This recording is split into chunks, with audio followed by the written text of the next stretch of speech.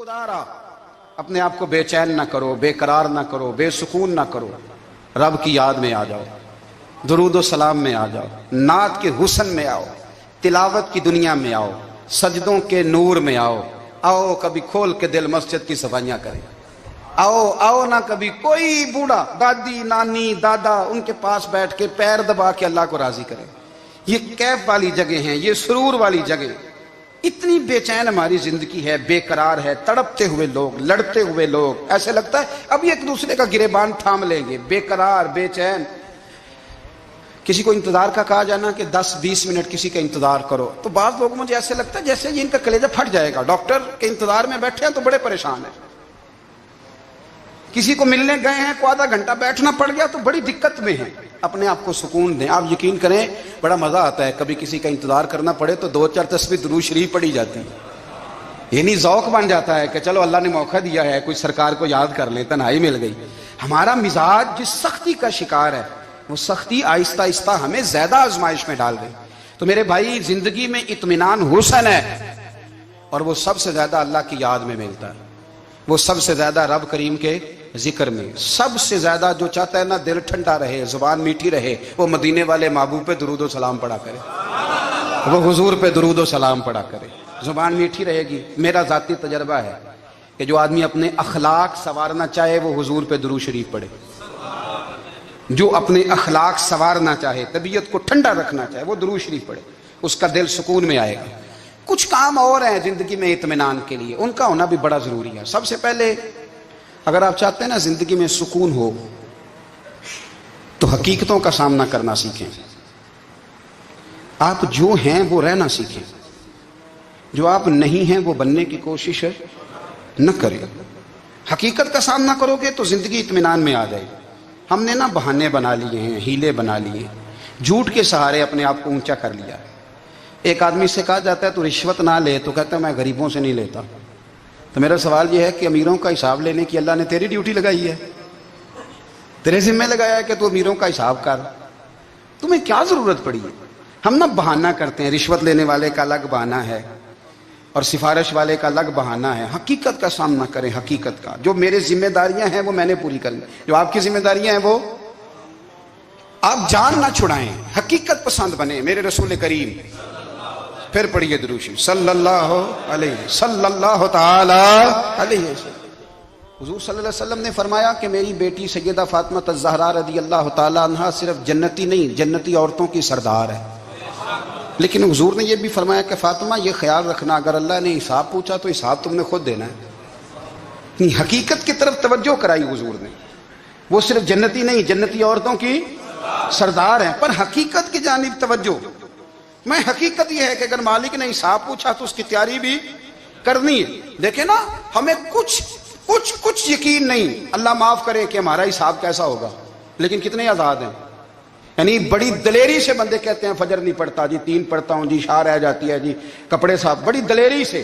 اور سیدہ فاطمہ الزہرا نے ساری رات مصلی باز رکھا ہے، حالانکہ انہیں یقین تھا کہ رب مجھے بغیر حساب کتاب جنت دے گا۔ حقیقت کا سامنا کریں، جو حقوق آپ کے ہیں وہ آپ نے ادا کرنے ہیں، جو ذمہ داریاں ہیں وہ ذمہ داریاں ہیں۔ دیکھیں نا، حضرت موسیٰ کلیم اللہ علیہ السلام کے پاس اسرائیل روح نکالنے آئے تو حضرت موسیٰ نے تھپڑ مارا، آنکھ نکال دی، واپس گئے۔ اللہ انہوں نے تو جلال فرمایا ہے، کہا موسیٰ علیہ السلام سے کہیے بیل کی پشت پر ہاتھ رکھیں، جتنے بال ان کے دستے مبارک کے نیچے آئیں گے اتنے 1000 سال ان کی عمر بڑھا دی جائے گی۔ یعنی میرے کان میں کوئی بتا دے کہ جناب 60 سال بڑھ گئی، یا آپ کے کان میں کوئی کہہ دے تو خوشی ہوتی ہے کہ نہیں؟ لیکن یہ حقیقت پسندی نہیں، اس لیے کہ 60 بھی گزر جائیں گے، 70 بھی، یہ حقیقت نہیں۔ حضرت موسیٰ کلیم، چلے میں مثال دیتا ہوں، سمجھ لے 10 بال، حالانکہ بہت زیادہ آتے ہوں گے، 10 بال اگر حضرت موسیٰ کے ہاتھ کے نیچے آئے تو 10,000 سال تو عمر بڑھ گئی نا۔ 10 یعنی 10 سال نہیں، 10 100 نہیں، 10 بہت زیادہ تھی نا۔ حضرت موسیٰ کلیم اللہ علیہ السلام سے آ کے عرض کیا گیا حضور بیل کی پشت پر ہاتھ رکھیں، جتنے آپ کے ہاتھ کے نیچے بال آئیں گے اتنے 1000 سال عمر بڑھ جائے گی۔ تو حضرت موسیٰ نے حقیقت پسندی والی بات کی، فرمایا پھر کیا ہوگا؟ 10,000 سال کے بعد پھر کیا ہوگا؟ کہا حضور جانا تو پھر بھی ہے، فرمایا پھر ابھی چلتے ہیں۔ اگر جانا ہے نا، جانا ہے تو پھر اگر جانا ہے تو پھر ابھی، اور سجنوں اگر نماز پڑھنی ہے تو ابھی کیوں نہیں؟ اگر داڑھی رکھنی ہے تو پھر رمضان کا انتظار کیوں کریں؟ ابھی کیوں نہیں؟ اگر سچ بولنا ہے تو پھر، اگر رزق حلال کھانا ہے تو پھر انتظار کا ہے گا؟ حقیقت ہوتی ہے، بہانہ ہوتا ہے، حقیقت چھپ نہیں سکتی بناوٹ کے اصولوں سے، کیونکہ خوشبو آ نہیں سکتی کبھی کاغذ کے پھولوں سے، یہ بات یاد رکھیں۔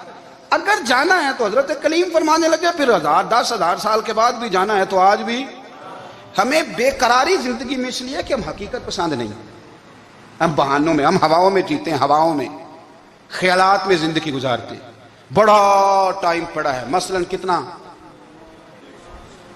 مثلاً کتنا میرے رسول کریم صلی اللہ تعالی علیہ وآلہ وسلم نے ایک دن صحابہ سے فرمایا تمہیں حیا نہیں آتی؟ حضور کیا ہوا؟ فرمایا وہ والے مکان بناتے ہو جن میں تم رہ نہیں سکتے، وہ والا مال جمع کرتے ہو جو کھا نہیں سکتے، حیا نہیں آتی؟ عرض کی حضور حکم کریں تو محبوب فرمانے لگے جوتے کا ایک تسمہ بند کرتا ہوں تو سوچتا ہوں دوسرا بند کرنے سے پہلے موت آ جائے گی، ایک سانس اندر جاتی ہے تو دوسرا آنے سے پہلے میں یاد کرتا ہوں کہ مجھے دنیا سے جانا ہے۔ تمہیں حیا نہیں آتی؟ وہ مکان بناتے ہو جن میں رہ ہی نہیں سکتے، وہ مال جمع کرتے ہو جو کھا، حقیقت پسند نہیں بھائی ہم۔ بہت سارے لوگ یہاں بڑی باتیں سناتے ہیں، بڑی، میں کہتا ہوں اصل میں نا زیادہ باتیں سنا کے نا بیچارہ اپنے آپ کو مطمئن کرنا چاہتا ہے، اصل بات یہ ہے کہ اندر سے نا ہلا ہوا ہے، کچھ بھی نہیں، بڑا زیادہ ہنستا ہے اور مجھے لگتا ہے کہ کوئی گہرا زخم چھپا رہا، اس لیے ملمہ سازی، حقیقت پسند بنو، حقیقت پسند۔ یاد رکھنا من ترک صلاۃ متعمدا فقد کفر، میرے رسول نے حقیقت بیان کی، فرمایا جس نے ایک نماز بھی جان بوجھ کے چھوڑی اس نے رب کے رب ہونے کا انکار کیا، اس نے کفران نعمت کیا، یہ حقیقت ہے، کوئی کلیریفیکیشن نہیں، کوئی وضاحت نہیں۔ جو نماز نہیں پڑھتا جھوٹ بولتا ہے، غلط بیانی کرتا ہے، جو شخص رزق حرام کما کے کہتا ہے کہ اس کے بغیر گزارا نہیں چلتا وہ جھوٹ بولتا ہے، اس لیے کہ رب فرماتا ہے جب تجھے پیدا کیا ہے تو تیرا رزق میرے ذمہ ہے۔ اللہ فرماتا ہے کہ لا یکلف اللہ نفسا الا وسعها، میں کسی پر وہ بوجھ نہیں ڈالتا جو اٹھا نہ سکے۔ نماز فرض کیا اس کا مطلب ہے ہم پڑھنے کے قابل ہیں، اس نے ہمارے ذمہ داریاں لگائی ہیں تو مطلب یہ ہے کہ ہم ذمہ داریاں ادا کرنے کے قابل ہیں، ورنہ وہ کہتا ہے میں وہ بوجھ ڈالتا ہی نہیں جو تجھ سے اٹھایا نہ جائے۔ اگر چاہتے ہو کہ زندگی میں اطمینان ملے تو خدا را حقیقت پسند والی زندگی گزارو۔ یہ فضاؤں میں زندہ رہنا، ہواؤں میں، اللہ بڑا معاف کرنے والا ہے، اللہ بڑا کریم ہے، معاف کر دے گا، تو بھئی یہ بات صحابہ کو بھی پتا تھی، یہ اہل بیت کو بھی خبر تھی، تو وہ تو ایک ایک بات کا لحاظ کرتے تھے۔ یہ غوث اعظم کو بھی پتا تھی، یہ ان کے والد کو بھی پتا تھی، جنہوں نے کسی کا ایک سیب کھا لیا تھا تو 12 سال اس کے گھر میں نوکری کرتے رہے، انہیں نہیں پتا تھا اللہ بڑا کریم ہے، معاف کر دے گا، ایک سیب ہی ہے نا۔ تو حقیقت پسندی آپ کو سکون دے گی، اور اگر آپ نے اپنے آپ کو غیر مطمئن کیا ہوا ہے، بات کچھ اور ہے، اور آپ نے اپنے آپ کو ڈال کسی اور طرف لیا ہے، تو پھر آپ کو سکون مل سکتا؟ سکون حقیقت پسندی میں، اصل میں سکون ہوتا ہے، اداکاری میں سکون نہیں ہوتا۔ تیسری بات سنیں، اگر آپ چاہتے ہیں زندگی میں مطمئن رہیں تو دنیا داروں سے امیدیں توڑ دیں، اللہ اور اس کے رسول سے امید وابستہ کریں، اولیاء اللہ سے امیدیں وابستہ کریں، صحابہ اور اہل بیت سے امیدیں، اللہ اور اللہ والوں سے امیدیں، دنیا داروں سے امیدیں۔ آپ کو پتہ ہے دنیا دار کی تباہی کب ہوتی ہے؟ جب انہیں خوش آمدی مل جاتا ہے۔ چودھری کا بیڑا اس وقت غرق ہوتا ہے جب اسے چودھری کہنے والے زیادہ ہو جاتے ہیں۔ سیٹھ صاحب اور نواب صاحب بیچارے تباہ تب ہوتے ہیں بھولے پن میں، جب ان کے دائیں بائیں ریلا ہوتا ہے سیٹھ صاحب کہنے کا، لوگ انہیں کھانا چاہتے ہیں، پیار ان کا نہیں ہوتا، ان کی جیب کا ہوتا ہے، محبت ان سے نہیں ہوتی، ان کی کرسی سے ہوتی ہے، ضروریات کا پیار ہوتا ہے، تباہ کر دیا جاتا ہے۔ ہماری ساری توقعات دنیا داروں سے وابستہ ہو گئی ہیں، ناراض نہ ہونا، پیروں نے، مولویوں نے، درویشوں نے، انہوں نے بھی سیٹھ رکھے ہوئے جلسوں کی صدارت کرانے کے لیے، یعنی مذہبی جلسہ ہے، اس میں بہت زبردست پڑھے لکھے صاحب تقوی عالم کا خطاب ہے، اور کی صدارت وہ بندہ کر رہا ہے جس نے عشاء کی نماز بھی نہیں پڑھی، وہ بندہ صدارت کر رہا ہے، کیوں؟ اس لیے کہ اس نے لاکھ روپیہ دیا محفل میں۔ خدا را دنیا داروں سے امیدیں چھوڑ دیں ورنہ آپ کمزور پڑ جائیں گے، آپ کی امیدیں ٹوٹیں گی۔ کتنا کمزور ہے وہ شخص جو 2-4 ہزار کے لیے کسی بندے کی چاپلوسی کرتا ہے، اس کے پیچھے بھاگتا ہے، خوش آمدیں کرتا ہے، تھوڑے سے نوٹوں کے لیے۔ दुख सुख में काम आएगा इस काम के लिए। मेरे रसूल करीम अलैहिस्सलाम ने फरमाया, जिसने बंदों को राजी करते करते रब को नाराज कर दिया, उसकी दुनिया भी गई और आखिरत भी गई। और फरमाया, जिसने बंदों की परवाह नहीं की, अल्लाह को राजी किया, फरमाया अगर रब राजी हो गया तो लोगों के दिलों में भी मोहब्बत पैदा फरमा देगा। क्या जरूरत है खुशामद करना दुनियादारों की, सेठों की, नवाबों की, चापलू। और मैं आपको एक बात बताऊं, होता पता क्या है, ये जो हुब्बे जा और हुब्बे बा होती है ना, इससे पेट नहीं भरता। आपको अगर खुशामद करनी है तो फिर आपको सारी जिंदगी करनी है। फिर उनको भी पता होता है कि ताल्लुक किस बुनियाद पर है, इसमें कभी भी खुलूस पैदा नहीं होता। आप बेचैन रहते हैं, बेकरार रहते हैं, आपको तकलीफ रहती है हमेशा। कभी भी दुनियादारों से उम्मीदें वाबस्ता ना करें। एक बात सुने बड़ी शानदार, इमाम गजाली ने लिखी है। इमाम गजाली फरमाते हैं कि हारून रशीद ना हज करके वापस आया बगदाद में, तो कोने में हजरत बहलोल दाना बैठे थे। रश बहुत था, मजमा बड़ा था। हजरत बहलोल दाना भी सड़क के किनारे बैठे थे, तो सिपाही कहने लगे यहाँ से उठ जाओ। फरमाने लगे, हारून रशीद की ज़मीन नहीं, ज़मीन मेरे रब की है, मैं क्यों उठूँ। वो करीब से गुजरा तो सलाम ली, तो आपने उसका प्रोटोकॉल देखा तो फरमाने लगे, हारून रशीद तुझसे तगड़े तगड़े मोटे मोटे प्रोटोकॉल मैंने लोगों के देखे हैं, और ये जो तेरे दाएं बाएं आज तेरे नारे लगा रहे हैं, ये पहले उन लोगों के नारे लगाया करते थे। और थोड़ा वक्त गुजरने दे, जो तेरे बाद आएगा ना, ये सारे फिर उनके नारे भी लगाएंगे। तू झूठ की दुनिया में जिंदा है, इनसे तूने उम्मीदें वाबस्ता की हैं, ये कल उसके नारे लगाएंगे। उसके दिल पे बड़ा असर हुआ, घोड़े से उतर आया, आगे कहने लगा, हुजूर आपने मुझे बड़ी अच्छी नसीहत की है, मेरा दिल बड़ा ठंडा हुआ है। मैंने सुना है आप मकरूज हैं, कुछ लोगों का कर्ज, तो मुझे कोई हुक्म ही कर दें। आप हंसने लगे, फरमाने लगे, यार तू तो बड़ा ही बेवकूफ़ है, बड़ा ही बेवकूफ़ है तू, मैं तुझे नसीहत कर रहा हूँ, तू मुझे उलझा रहा है। हुजूर कोई हुक्म कर दें। क्या खूबसूरत अंदाज है रब करीम के बंदों का। हजरत बहलोल दाना फरमाने लगे, तेरा रब कौन है। कहा अल्लाह। तो फरमाया मेरा कौन है। कहा अल्लाह। फरमाने लगे, ये तो नहीं ना हो सकता कि अल्लाह हारून रशीद को देता रहे और बहलोल दाना को भूल ही जाए। ये तो नहीं ना हो सकता कि हारून रशीद को देता रहे और बहलोल दाना को भूल जाए। फरमाया उसका दिल, उसका इरादा हुआ, इरादा कुदरत हुआ कि बहलोल मकरूज रहना चाहिए, तो अगर रब मुझे रखना चाहता है, दुख कबूल मोहम्मद बख्शा राजी रहन प्यारे, अगर वो चाहता है मैं मकरूज रहूं, तो मैं भी चाहता हूं कि मैं मकरूज ही रहूं। ये तो नहीं ना हो सकता कि तुझे दे और मुझे ना दे। फरमाया मेरी तुझसे कोई उम्मीद नहीं, मुझे जब भी देगा मेरा रब भी देगा, और वो देगा तो फिर इंशाल्लाह खजाने खोल के देगा। दुनियादारों से उम्मीदें वाबस्ता करना, लोगों के पीछे, ये छोड़ दें। आप बेचैन रहेंगे, बेकरार रहेंगे। अल्लाह वालों से जरूर उम्मीदें वाबस्ता करें, इसलिए कि उनके पास जो कुछ होता है वो दरअसल रब का ही होता है। लेकिन सेठों से, नवाबों से, सियासतदानों से बाज आ जाए, हमारी बड़ी उम्मीदें वाबस्ता हैं। मैं अक्सर कहता हूं, जितने फेरे नौकरी के लिए दुनियादार के दरवाजे पे लगाए हैं ना, इससे कम दफा मस्जिद में नफल पड़े होते तो रब उतनी बड़ी मेहरबानी फरमा देता।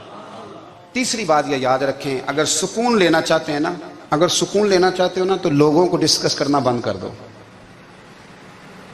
किसको अल्लाह ने कितने पैसे दिए हैं वो जाने और अल्लाह जाने, किसको अल्लाह ने कितनी गाड़ियां दी हैं वो जाने, और लोगों को डिस्कस करना जी। यानी मैं एक जगह बैठा था, तो एक साहब गाड़ी वाला गुजरा, गाड़ी में बैठ के, उसका पड़ोसी था, कहते था मुंह है कार वाला। मैं क्या ਉਹਦਾ ਤੇ ਹੈ ਤਾਂ ਹੀ ਬੈਠਾ ਹੈ। ਤੇ ਹੁਣ ਮੈਂ ਕਿਹਾ ਸਮਝਾਣਾ ਸੀ ਨਾ ਉਹਨੂੰ, ਮੈਂ ਕਿਹਾ ਤੂੰ ਤੇ ਮੈਂ ਹਿਸਾਬ ਲਾਈਏ ਵੀ ਸਾਡੇ ਕੋਲ ਕੋਈ नहीं, ਉਹਦਾ ਤੇ है। देखिए ना, अल्लाह ने उसे दी है ना, तो अल्लाह ने चाहा ना वो कार में बैठे, तो इसने फटे पे बैठ के ये तबसरा किया कि मुंह है कार वाला। मैं क्या भी होता है ता कार है। अब मुझे तुझे अंदाजा लगाना चाहिए कि हम क्या ये बहस है। यदि अल्लाह को चाहिए था माज अल्लाह के पहले तुमसे पूछता कि इसे कार देनी है कि नहीं। क्या मतलब फसूल बहस है। वो चीज हमें इतना तंग करती है, इतनी तकलीफ देती है कि आप यकीन करें सारा दिन उसी को डिस्कस करते हैं, सारा दिन। उसके पास गाड़ी है, उसके पास कार है, फलाने का पैसा 1 नंबर है, फलाने का 2 नंबर है, फलाने का 6 नंबर है। असल बात के अंदर हसद है, इसको निकालो।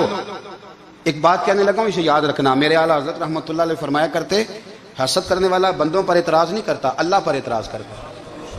वो कहता है अल्लाह उसे क्यों दिया है, इतना क्यों दिया है, माज़अल्लाह वो अल्लाह की तकसीम पर इतराज करता। हसद करते हो बेचैन रहोगे, हसद आपके दिल को तड़पा के रख देगा। छोड़े, अल्लाह बड़ा करीम है, जिसको जहां चाहता है वहां बिठा देता है। आप ابتاً اس بحث میں نہ پڑے کہ اللہ نے کس کو کتنا دیا ہے، کب دیا ہے، کیوں دیا ہے، وہ بڑا بے نیاز ہے۔ حسد آپ کو تباہ کرے گا۔ دنیا میں پہلا گناہ جو ہوا تھا وہ حسد تھا۔ ابلیس نے حضرت آدم سے حسد کیا، کہنے لگا میں بہتر ہوں، سرداری اس کو مل رہی ہے، تو یہ تو اللہ کو پتہ ہے نا کس کو دینی ہے۔ اور دنیا میں پہلا قتل حسد کی وجہ سے ہوا۔ حابیل قابیل کے درمیان حسد کا معاملہ تھا، خاتون کا نکاح اس سے کیوں ہو رہا ہے، مجھ سے ہونا چاہیے۔ حسد تباہی کرتا۔ آپ یقین کریں، یعنی دکاندار کے سامنے دوسری دکان پڑتی ہے اور پریشان ہو جاتا ہے، وہ کہتا ہے میرا کیا بنے گا، لا حول ولا قوت الا باللہ العلی العظیم، یعنی تیرا کیا خیال ہے کہ تیرے حصے کی روٹی وہ کھا جائے گا، اتنا چھوٹا دل، یعنی تیرا موقف یہ ہے کہ تیرے حصے کا نصیب اس تک چلا جائے گا، یہ تیری خواہش ہے۔ ایک دوسرے کی کمزوریاں بیان کرنا، اس کا تو مال ہی ناقص ہے جی، اس کے تو پاس ہی کچھ نہیں، یہ تو کمزور لوگوں کا طریقہ ہے۔ میرے رسول کریم علیہ السلام گزر رہے تھے، پت جھڑ کا موسم تھا، خزاں کا موسم تھا، درختوں کے پتے جھڑ رہے تھے، صحابہ کو ساتھ لے کے حضور گزرے اور ایک درخت کی ٹہنی کو پکڑ کے حضور نے ہلایا۔ صحابہ فرماتے ہیں کہ چھم چھم اس کے پتے گرے، زمین پر ڈھیر لگ گیا۔ حضور نے فرمایا دیکھا تم نے کیا ہوا؟ حضور ہاں۔ فرمایا کتنی تیزی سے پتے جھڑے ہیں، صرف تنا رہ گیا ہے اور خالی ٹہنیاں رہ گئی ہیں، کوئی حسن بچا ہے؟ حضور نہیں۔ تو نبی کریم فرمانے لگے جو حسد کرتا ہے نا اس کی نیکیاں بھی اسی طرح جھڑ جاتی ہیں، اسی طرح۔ اور ایک جگہ حضور فرمانے لگے جس طرح راکھ لکڑی کو آگ کھا جاتی ہے، جس طرح لکڑی کو آگ، جب آگ کھا جائے تو پھر لکڑی کو لکڑی نہیں کہا جاتا، راکھ کہا جاتا ہے، کوئلہ کہا جاتا ہے، اس کی اصل باقی یعنی اسے کھائی جاتی ہے۔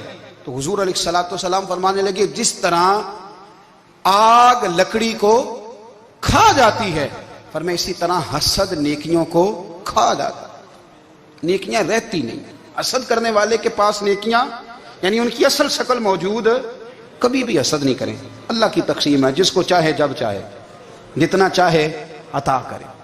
اور چوتھی بات میرے بھائی، کبھی بھی بغض نہ پیدا کریں۔ بغض والے لوگ بے سکون رہتے ہیں۔ بہت ساری کمزوریاں ہمارے اندر ہوتی ہیں نا، پھر اللہ ہماری روزی تو نہیں نہ بند فرماتا، یہ تو نہیں کہتا کہ زمین سے نکل جاؤ۔ اگر یہی والا معاملہ ہو جو ہمارا ہے کہ شادی پہ اس نے میرے ساتھ برا سلوک کیا تھا، اب ساری زندگی بغض رکھنا ہے۔ اگر یہی معاملہ فرشتے اللہ کی بارگاہ میں کہیں کہ یا اللہ اس نے فلانے دن شراب پی تھی، اب اس کو زمین میں نہیں رہنے دینا، نظام زندگی چلے گا؟ تو اگر اللہ ہمیں معاف کرتا ہے تو ہم بندوں کو معاف کیوں نہیں کرتے؟ آپ یقین کریں اتنی لمبی عداوتیں، اتنا لمبا حسد، اتنا لمبا بغض، اتنا لمبا۔ حدیث میں نے پڑھی، میں حیران رہ گیا۔ میرے نبی کریم علیہ الصلوۃ والسلام نے فرمایا اپنی بیوی سے کبھی بغض نہ رکھنا، اگر اس کی ایک بات ناپسند ہو تو اسے چھوڑ کے وہ بات دیکھو جو تمہیں پسند ہے۔ میں اس حدیث کو پڑھ کے سوچنے لگا کہ کیا بیوی کا بھی بغض رکھتے ہیں لوگ؟ اب حضور نے کہا ہے تو اس کا مطلب ہے لوگ بیوی کا بغض بھی رکھتے ہیں۔ اب اس پر استدلال کر کے مجھے کہنا پڑے گا کہ سسرال والوں کا بغض بھی رکھتے ہیں، کہنا پڑے گا کہ بھائی کے سسرال والوں سے بھی بغض رکھتے۔ اس حدیث کی روشنی میں سمجھا کہ لوگ بھابھی کا بغض رکھتے ہیں، بغض، ورنہ عادتیں تو ہماری بھی کئی بری ہوتی ہیں۔ اگر عادات ایک وجہ بنے اختلاف کی تو عادتیں تو ہماری بھی کئی بری ہیں، لیکن ہم اپنی بری عادتوں سمیت اپنے آپ سے پیار کرتے ہیں، اور سامنے والے کی ایک بھی عادت بری ہو تو اس سے بغض رکھتے ہیں۔ بغض نہ پیدا کریں۔ میرے نبی پاک علیہ الصلوۃ والسلام نے فرمایا کچھ چیزیں تمہارے دین کو مونڈ ڈالیں گی، تباہ کر دیں گی، کاٹ دیں گی۔ حضور کون سی؟ فرمایا حسد، تکبر اور بغض، یہ تمہارے دین کو تباہ کر دیں۔ ہم بے چین اس لیے ہیں کہ ہم نے بہت سارے لوگوں کا بغض پالا ہوا ہے، اور ہر فیلڈ میں سیاستدان نے سیاستدان کا، ذاتیات پر اتر کے بات کرتے ہیں، معزز ترین لوگ، تاجر نے تاجر کا، الا ماشاءاللہ بعض جگہ پہ اہل علم بھی ایک دوسرے سے عداوت رکھتے ہیں۔ خدا را دل رب کریم کے آنے کا ٹھکانہ ہے، یہ صاف ہوگا تو اس میں رب رسول کے جلوے ہوں گے، اور اگر اس میں عداوت ہو، اس میں بغض ہو، اس میں کینہ ہو، نفاق ہو، سنیں میرے رسول کریم حضرت ابوبکر صدیق رضی اللہ تعالیٰ عنہ کہتے ہیں میں رو ہی پڑا۔ مکہ فتح ہوا نا تو اکرمہ بن ابو جہل نے پیغام بھیجا کہ میں نا کلمہ پڑھنے کے لیے آ رہا ہوں۔ بات لمبی ہے، میں موضوع پہ رہنا چاہتا ہوں۔ کہتے ہیں جب وہ آنے لگا نا تو نبی پاک نے ہم سب کو بلایا، ہم حاضر خدمت ہوئے تو حضور فرمانے لگے کہ اس کے باپ نے نا بڑا ظلم کیا ہے ہمارے ساتھ، ابو جال نے بڑا ستایا ہے, بڑی تکلیف دی ہے. آپ مجھے بتلائیں کہ وہ ایک دفعہ کسی شادی پہ بحث ہوتی ہے بیوی کے بھائی کے ساتھ, پھر ساری زندگی اس بیچارے کو معافی, وہ 10 دفعہ گھر آتا ہے معافی مانگنے پر سوال ہی نہیں پیدا ہوتا, میں او ہو مجھے ہی کہہ دیا, یعنی پھر میں مجھے ہی کہہ دیا آپ نے, اور میری شان میں بے ادبی, اور پھر میں معاف کر دوں, توبہ توبہ توبہ, یہ کیسے ہو سکتا ہے, میری ناک نیچی ہو جائے گی, اور آپ نے مجھے کہہ دیا, سوال ہی نہیں پیدا ہوتا. اور یہ رونا میں اکثر ہوتا ہوں کہ شادی والے دن داماد صاحب کا زیادہ دماغ خراب ہوتا ہے. جب چھوٹی سالی کی شادی ہوتی ہے نا, اس دن اس کو بخار چڑھتا ہے, کوئی اس کو کان میں کہتا ہے تیری عزت نہیں کر دے, اس دن اس کا دماغ خراب ہو جاتا ہے, بچے اٹھا کے نکل آتا ہے, وہ بیچارہ سسر منتیں کر رہا ہوتا ہے کہ تیری مہربانی آ جا, یہ عزت کرا رہا ہے. تو میں نے کہا احتجاج کر کے جو عزت کرائی جاتی ہے وہ عزت نہیں ہوتی. ہاں یہاں مانگ کے عزت لیتے ہیں لوگ, یا احتجاج کی کوئی عزت ہے؟ آپ کے اندر کمالات اتنے ہوں کہ آپ کی عزت کرنے کو دل چاہے, یعنی مزہ آئے, یعنی لطف آئے, یعنی آپ دور بیٹھے ہوں تو کسی کا دل کرے آپ کو اسٹیج پہ بلانے کے لیے. یہ کیا بات ہوئی کہ چھائے جانا اور بھاگ کے آگے جانا, ان سے نکلیں. اکرمہ بن ابو جال کلمہ پڑھنے کے ارادے سے آ رہے ہیں, حضور علیہ السلام نے صحابہ کو بلایا. کتنی زیادہ دعوت رکھی جا سکتی تھی معاذ اللہ, کب سے وہ چلا تھا ظلم کرنے, اور اس کے بعد اس کا بیٹا شروع ہو گیا. کتنی باتیں تھیں جو ناقابل معافی تھیں, پر کریم رسول نے ہمیں بتلایا ہے کہ سکون والی زندگی کہتے کس کو ہے. جب سب لوگ جمع ہو گئے تو حضور نے فرمایا بھئی وہ کلمہ پڑھنے آ رہا ہے, اس کے باپ نے ظلم بڑے کیے ہیں, پر میری نصیحت یہ ہے کہ اس کے سامنے اس کے باپ کو کوئی برا نہ کہے, خبردار کوئی اس کے سامنے کوئی بات نہ کرے. اب وہ کلمہ پڑھنے آ رہا ہے, مطیع ہو کے آ رہا ہے, بان کے آ رہا ہے. کہتے ہیں اللہ کے رسول نے نا کافی دیر تک خطبہ دیا, بریفنگ دی, بات سمجھائی. جناب صدیق اکبر کہتے ہیں میں رو پڑا.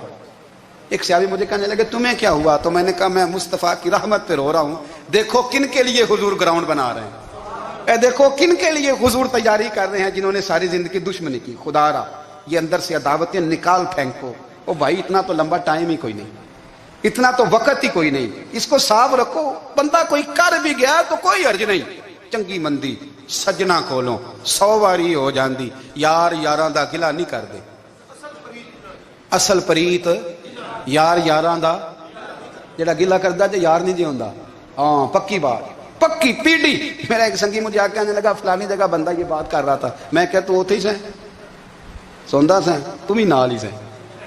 میرا تو سجن بات سن ہی نہیں سکتا. چنگی مندی سجنا کولوں 100 واری ہو جاندی, یار یاراں دا گلا نہیں کر دے. اصل پریت جنہاں دی. ہاں جو بندے پھر ہوتے اس طرح کے, ان کے لیے بھی میاں صاحب نے کہا ہے, ان کے لیے بھی میاں صاحب نے کہا ہے, ان کے لیے بھی آپ نے بات ارشاد فرمائی ہے. آپ نے فرمایا چنگا ہویا لڑ نیڑیوں چھٹا, کتے عمر نہیں لنگی ساری. بے قدراں دی یاری کولوں توبہ لکھ لکھ واری.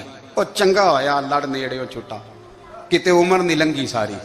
جو اس طرح کا تھا نا شکوے کرنے والا, بغض رکھنے والا. فرمایا بے قدراں دی یاری کولوں توبہ, یعنی لاکھ تے لاکھ کنے ہو گئے, یعنی 2 لاکھ واری توبہ کی تھی انہوں نے, گنی نہیں جا سکتی جتنی میاں صاحب نے توبہ کر دی. بے قدرے دوست, بے قدراں دی یاری کولوں توبہ لکھ لکھ واری. چنگا ہویا لڑ نیڑیوں چھٹا, کتے عمر نہیں لنگی ساری. تو مہربانی کریں, ایک تو اگر آپ مطمئن رہنا چاہتے ہیں تو کبھی کبھی نا مست ہو کے ذکر الہی کریں. مست ہو, وہ والا ذکر نہیں جس میں آپ موبائل بھی دیکھ رہے ہیں اور کہانیاں بھی. میرے سامنے کو بندہ جمعے والے دن یا تقریر کے درمیان تسبیح لے کے بیٹھ جائے تو میں اس سے پوچھتا ہوں تو 2 کام ایک ٹائم جی میں پہ کرنا ہے. میری بھی بات سن رہے ہو, تسبیح پڑھی تو ممکن ہی نہیں.